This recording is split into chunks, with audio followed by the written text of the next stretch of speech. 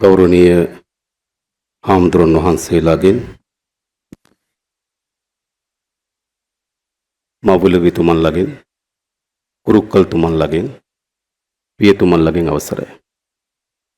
මෙම අවස්ථාවට සම්බන්ධ වී සිටින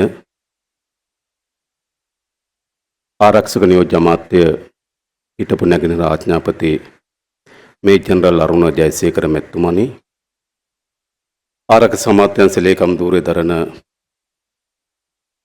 වයිසයා මාෂල් සම්පත් උයකොන්ත මැතිතුමනි, ඒ වගේම මෙම විශේෂ සමරුම් අවස්ථාවට සහභාගී වී සිටින එදා යුද්ධය අවසන් කිරීම සඳහා දරන පියවරේදී මහත් වෙහෙසක් මහත් නායකත්වය සැපයූ ත්‍රිවිධ හමුදාවේ නායකත්වය ලබා දුන් ෆීල්ඩ් මාර්ෂල් සරත් පොන්සේක මැතිතුමනි, admiral of the fleet Wasantha Karannagoda මැතිතුමනි, marshal of the air force Roshan Gunathilaka මැතිතුමනි, හමුදාපතිවරුනි, සියලු නිලධාරීන් සහ සිසු නිලයන්ගෙන් අවසරයි, සම්භාවනීය අමුත්තනි, සහෝදරවරුනි, සහෝදරියනි. දශක ගණනාවක් අපේ රට යුද්ධයකට පැටලිලා තිබුණා. ඒ යුද්ධය අපේ රටට, අපේ රටේ ජනතාවට විශාල විනාශයක් ගෙන දුන්නා. එම යුද්ධය මීට වසර ගණනාවකට පසුව අවසන් කිරීමට අපට හැකියාව ලැබුණා. අන්නෙම යුද්ධය අවසන් කිරීමේදී ජීවිත පරිත්‍යාග කරපු අපේ හමුදාවේ නිලධාරීන් සොල්දාදුවන් අද අපි සමරනවා. යතින් අද ඉතාමත් වැදගත් ඓතිහාසික දිනයක්. ඒ වගේම මම හිතනවා අද මේ සැමරුම ඒ ප්‍රාර්ථනාවන් සහිතව අපේ ඓතිහාසික යුද්ධය අවසන් කිරීමේ සැමරුමක් වගේම මා හිතනවා යලි අපේ රටේ යුද්ධයක් ඇතිවීම වැළැක්වීම සඳහා සිංහල, දෙමළ, මුස්ලිම්, පර්ග, මැලි සියලු ජනතාවන් එක රටක් තුල සමගියෙන් සහෝදරත්වයෙන් මේ රට ගොඩනැගීම සඳහා පොරබදන මොහොතක්. මා හිතනවා මේ පැති දෙකෙන්ම මේ අවස්ථාව වැදගත් වෙනවා. අප දන්නවා මේ යුද්ධය අවසන් කිරීම සඳහා අපේ සොල්දාදුවන් විශාල ප්‍රමාණයක් ජීවිතය පරිත්‍යාග කරා. මේ පුවරු පිරෙන්න උන්ගේ නම් ගහලා තිබෙනවා.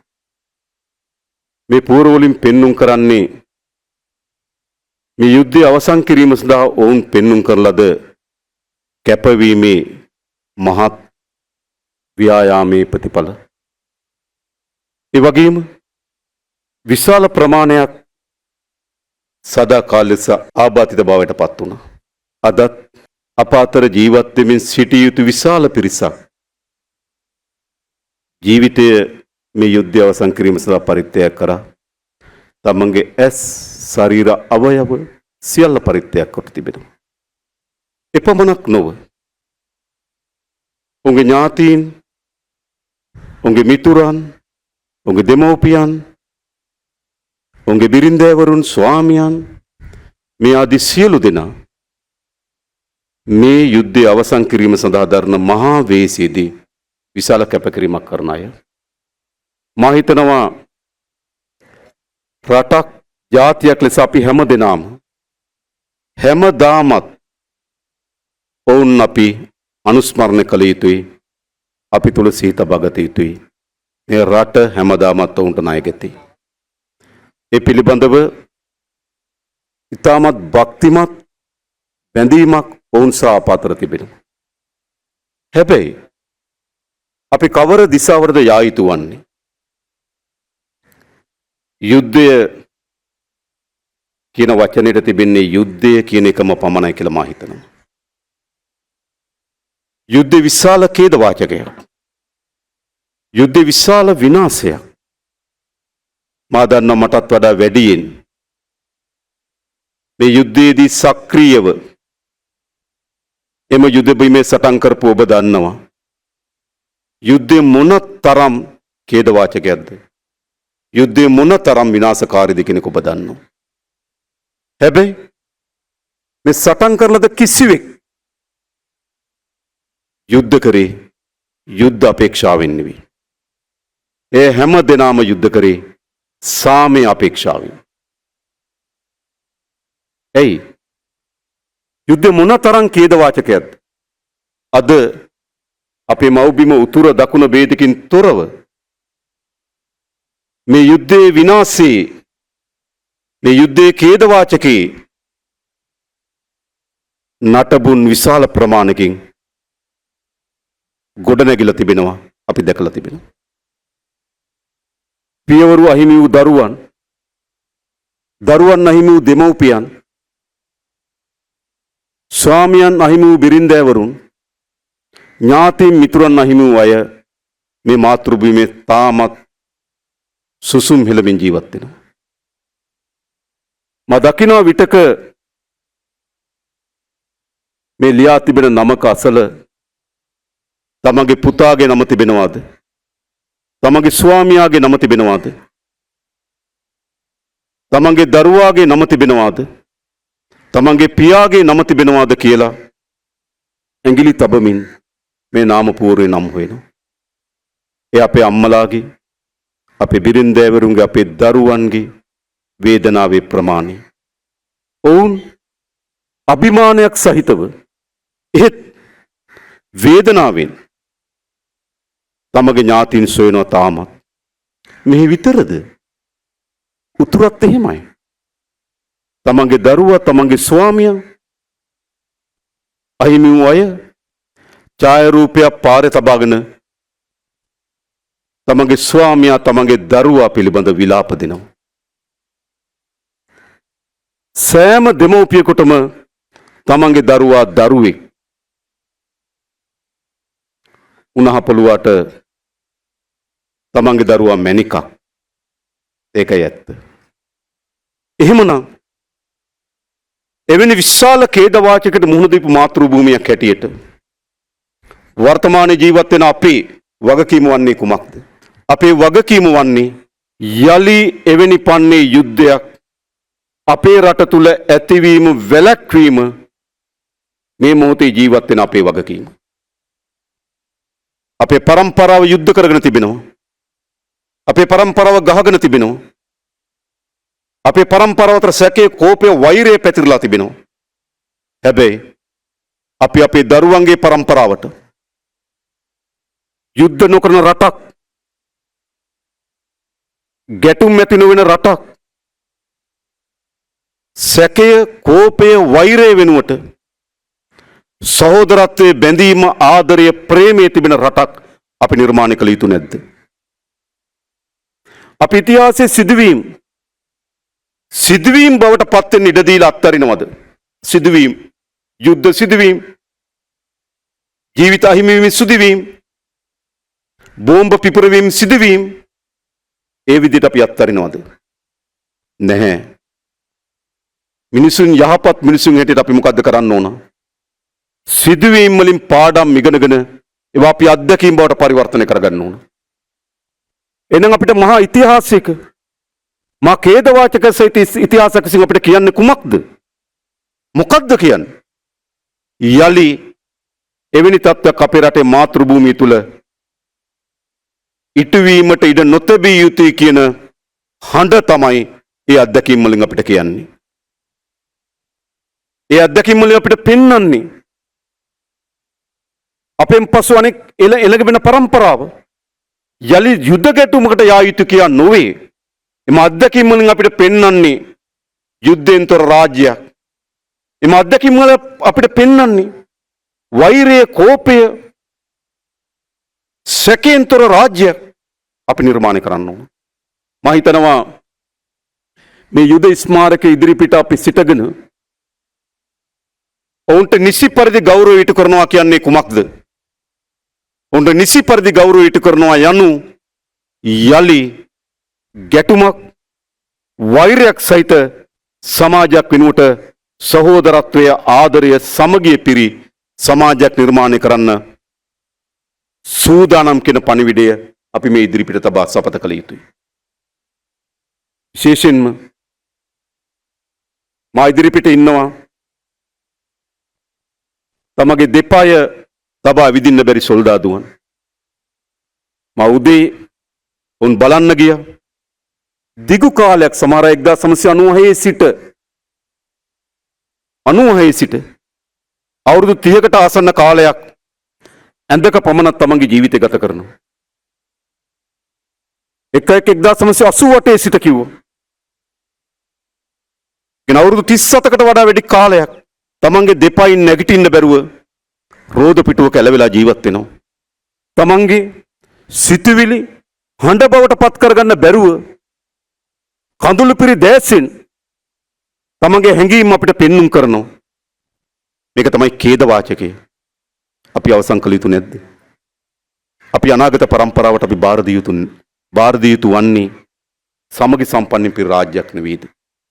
එහෙත් මොකද සිදු වී තිබෙන්නේ අපේ රටට? විටින් විට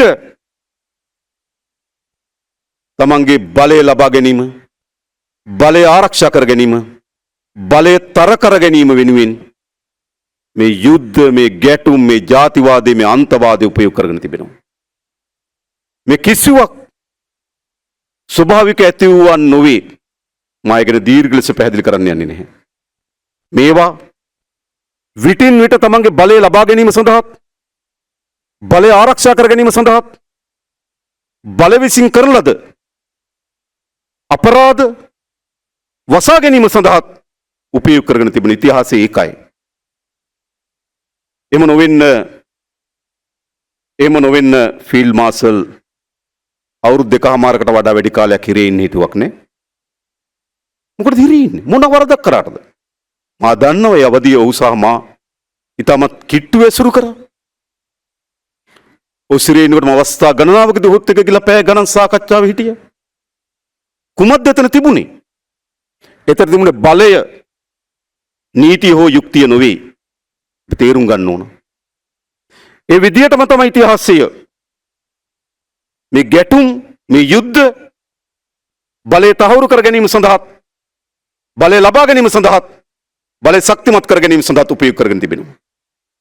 ඒකේ වින්දිතයන් බවට උතුරේ දකුණේ අපේ දරුවෝ පත් වී තිබෙනවා. මම අදයිම රණවිරු සේවන ජීවත් වෙන දරුවන්ගෙන් ඇහුවා උන් කොහෙද කියලා. සමහර අය මට හම්බුනේ වලපනේ, සමහර අය මොනරාගල, සමහර අය රිකිල්ල ගස්කඩ, සමහර අය අම්පාරේ. කවුද මේ? අපේ ගම්වල දරුවෝ මෙවැනි යුද්ධයක් ඇතිවීම සඳහා කිසිදු සාධකයක් නොසැපෙව්පු, බලය ලබා ගන්න හෝ බලය ආරක්ෂා කර ගන්න හෝ ජාතිවාදය අන්තවාදය වපුරපු නැති, ඒ වෙනුවෙන් වැඩ නොකරපු අපේ ගම්වල අම්මලා තාත්තලාගේ දරුවෝ මිය ගියා.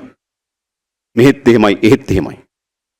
බලය වෙනුවෙන් ගිල බලන්න වැලිවැටිතුරේ මිය ගිහින් තියෙන සාමාන්‍ය අම්මා තාත්තගේ දරුවෝ බල පොරය. මේක තමයි අපිට කැඳවා තිබෙන විනාශය. ඒ නිසා අපි හැම දෙනාම උස්සඩින් තේරුම් ගත යුතු තිබෙනවා යුද්ධය යනු ඛේදවාචකයක්. යුද්ධය යනු විනාශයක්. හැබැයි සමහර අය නැවත නැවත පරාජිත ජනතාවගෙන් ප්‍රතික්ෂේප වුණු කණ්ඩායම් හිතනවා යුද්ධය යනු ආස්වාදයක්. යුද්ධය ආස්වාදයක් නෙවෙයි. යුද්ධය යනු මිහිරි අත්දැකීමක්. ඒ උන්ට පොදු සමාජයට එහෙම නෙවෙයි. එනිසාද අපි මොකද්ද කළ යුතු වන්නේ? අපි තව දුරටත් බිය විය යුතුද මේ බොල් හඬට? අපි හැමදෙනාම එක විට නැගිට සාමය අවශ්‍යයි කියලා අපි හඬ නොනැගිය යුතුද? අපේ හදවත, අපේ ප්‍රකාශයන්, අපේ ප්‍රවේශය, අපේ වැඩ මේ සියල්ල අපි පෙළගස්සන්න ඕන සාමය වෙනුවෙන්. හැබැයි සාමය පාවාදීමේ ලකුණක් බවට පත් වෙමින් තිබෙනවා. සංහිඳියාව පාවාදීමක් බවට පරිවර්තන කරමින් තිබෙනවා. නෑ. මිනිස්සු සමාජයක් හැටියට වර්ධනය වෙනකොට තව තවත් උස්සන්ඩින් අපි ගේන්න ඕනකම තිබෙන්නේ මානවවාදය, මනුස්සත්වය. අපේ රට තුල පමණක් නොවේ, ලෝකෙ පුරා ඇති වී තිබෙන යුද ගැටුම් වලින් ලෝකෙට මොකද්ද අත්පත් කොට දී තිබෙන්නේ? ජයග්‍රහණද? නෑ, විනාශය. එනිසා මම හිතනවා අපි තිර අදිටනකින් වැඩ කළ යුතුයි සාමය වෙනුවෙන්. යුද්ධයේ ආස්වාදය, යුද්ධයේ තමන්ගේ බලය ලබා ගැනීම සඳහා, ආරක්ෂා කර ගැනීම සඳහා මහා ලේ ගංගාව බවට පත් කොට ඒ පීනා විඳින ආස්වාදයේ සතුට අපි අහිමි කළ යුතුයි. මේ වෙලාවේ වයිනෙත්තු අතේ තියාගෙන යුනිෆෝම් එකක් ඇඳගෙන නීතියට ගරු කරමින් හැම සෙබලාගෙම, හැම නිලධාරියගෙම අපේක්ෂාව තමන්ගේ අතේ තියෙන ගිනි අවිය කොයි මොහොතකවත් පාවිච්චි කිරීමට නොලැබේවයි කියන ප්‍රාර්ථනය. ඒකයි ප්‍රාර්ථනය. ඒකයි මානවවාදී ප්‍රාර්ථනය. ඒකයි පොදු සමාජයේ ප්‍රාර්ථනය විය යුතු වන්නේ. එහෙත් ඉතාමත් කුඩා කණ්ඩායම් ඔවුන් නිරන්තරයෙන් කල්පනා කරමින් තිබෙනවා අත තිබෙන ගිනි අවිය කොයි හෝ මොහොතකාරී පත්තු කළ යුතුයි කියලා. නෑ. අපේ ස්ථාවරය වන්නේ ඔබ සතුව තිබෙන ගිනි අවිය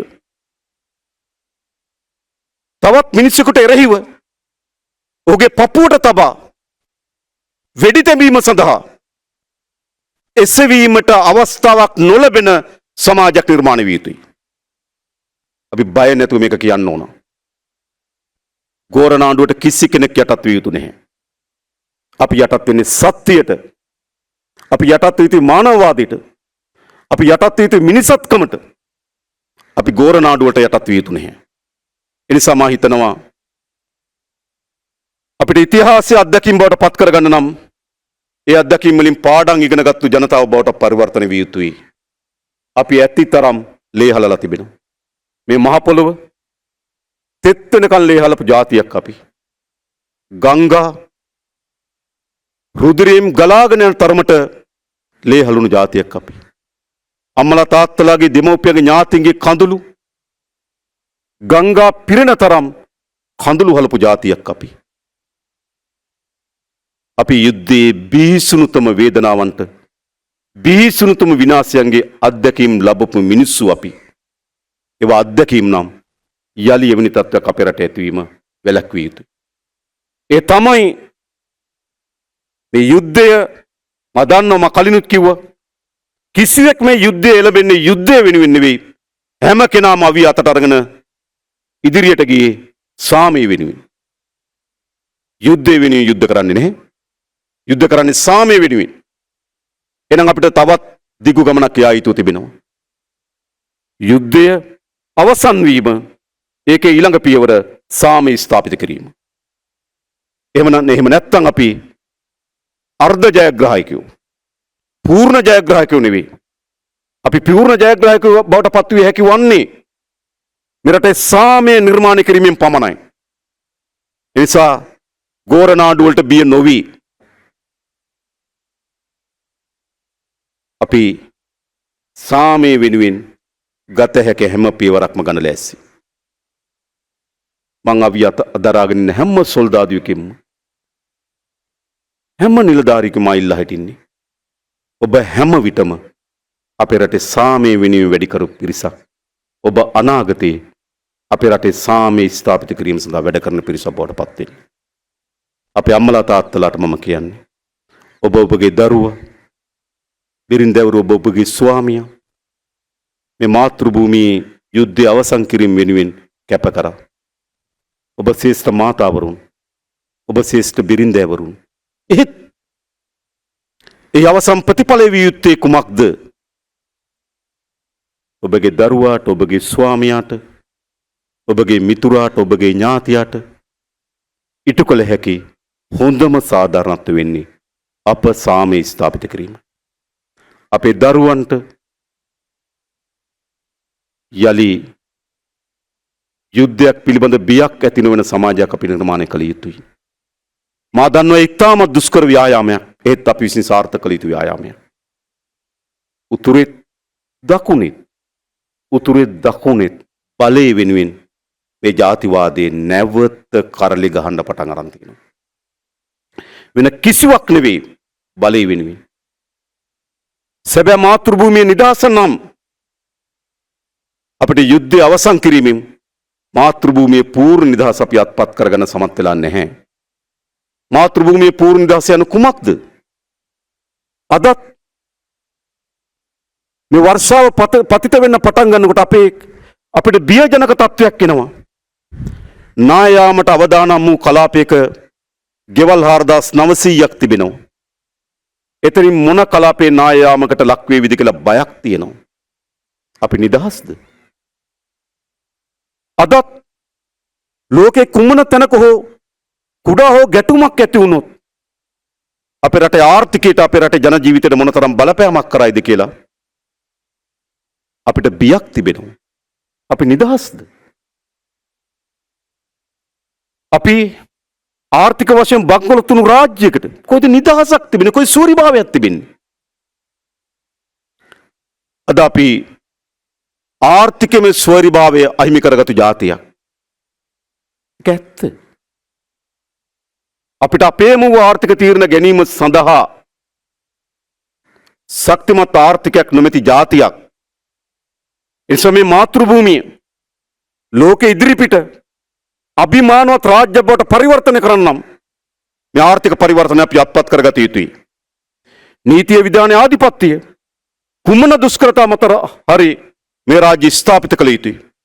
මේ රටේ රාජ්‍ය පාලනය පිළිබඳව ලෝකය ඉතාමත් ප්‍රශංසා මුඛයෙන් කතා කළ යුතුයි.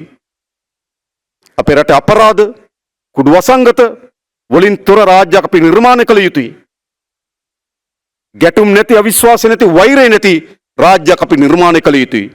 එතන තමයි අපිට මව්බිමේ පූර්ණ නිදහසත්, මව්බිමේ ශක්තිමත් සූරිභාවයක් අපිට නිර්මාණය වෙන්නේ.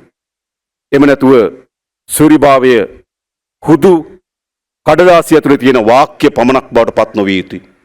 ඒක මේ මාතෘභූමියේ යථාර්ථය බවට පත් කරන්න ඕන. මා දන්න ඔබ අපි තාමත් වගකීමෙන් කියනවා. මේ මාතෘභූමියට අපි අනුලංඝනීය ලෙස ප්‍රේම කරන එක බිඳින්න බැරි ප්‍රේමයක්. ඒ වගේම මේ රටේ ජනතාවට අපි අනුලංඝනීය ලෙස ප්‍රේම කරනවා. අපිට තිබෙන්නේ වමනාව මේ මාතෘභූමිය ලෝකේ උසස් මාතෘභූමියට පරිවර්තනය කරන්නත් මේ ජනතාව ලෝකේ උසස් ජන ජීවිතයක් ගත කිරීම සඳහා ගොඩනැංවීම. ඒ සඳහා අත්‍යවශ්‍ය සාධකය සාමය, සංහිඳියාව. ඒ නිසා මා හිතනවා මේ අවස්ථාවේදී අපි සාමය හා සංහිඳියාව වෙනුවෙන් ගත හැකි හැම තීරණයක්ම නිර්භීතව ගත යුතුයි කියලා මා විශ්වාස කරනවා. ඒ වගේම මේ මා ඉදිරිපිට තියෙන ස්මාරකය, එම ආකෘතිය නිර්මාණය කරෙත් අපේ ෆීල්ඩ් මාර්ෂල් සරත් පොන්සේක මැතිතුමා බව ඔහු මට ප්‍රකාශ කළා. මේ ස්ථාවරත්වය, ආරක්ෂාව, අපේ දිවිදුන් සෙබළුන්ගේ අධ්‍යාත්මය, උන්ගේ අභිමානය, මේ සියල්ල මේ කුළුණ තුල කැටි වී තිබෙන බව ඔහු මට ප්‍රකාශ කරා. එනිසා මම හිතනවා අපි උන්ගේ අධ්‍යාත්මය, ඔවුන්ගේ වීරිය, ඔවුන්ගේ නිර්භීතභාවය, ඔවුන්ගේ පරිත්‍යාගය අපි අපේ ජීවිතවලට කැටි කරගන්න ඕන. ඒ කුමක් වෙනුවෙන්ද? වඩා සුබවාදී රාජ්‍යයක් නිර්මාණය කර ගැනීම වෙනුවෙන්. ඒ වෙනුවෙන් අවසාන වශයෙන් මේ යුද්ධය අවසන් කිරීම සඳහා ජීවිත පරිත්‍යාග කළපු විරුවන්ට, ඒ වගේම සදාකාලික සහභාගී බවට පත් වෙලා තිබෙන අපේ සොල්දාදුවන්ට අපි ඔබ හැමදාමත් අපේ හදවත් තුළ අනුස්මරණීය ලෙස සමරනවා. ඔබ විසින් පෙන්වා දෙන ලද කැපකිරීම, ඔබ විසින් පෙන්වා දෙන ලද පරිත්‍යාගය ඔබ විසින් පෙන්වා දෙන ලද අප්‍රතිහත ධෛර්යය මේ රට ගොඩනැගීම සඳහා අපිට විශ්වාස බවට පත්වේවි. ඒ වෙනුවෙන් අපි හැම දෙනාම එක්ව නව සටනක් තියත් කරමු. ඒ වෙනුවෙන් සියලු දෙනාට සුබ ප්‍රාර්ථනා කරමින් මම නතර වෙනවා. බොහොම ස්තුතියි හැම දෙනාටම.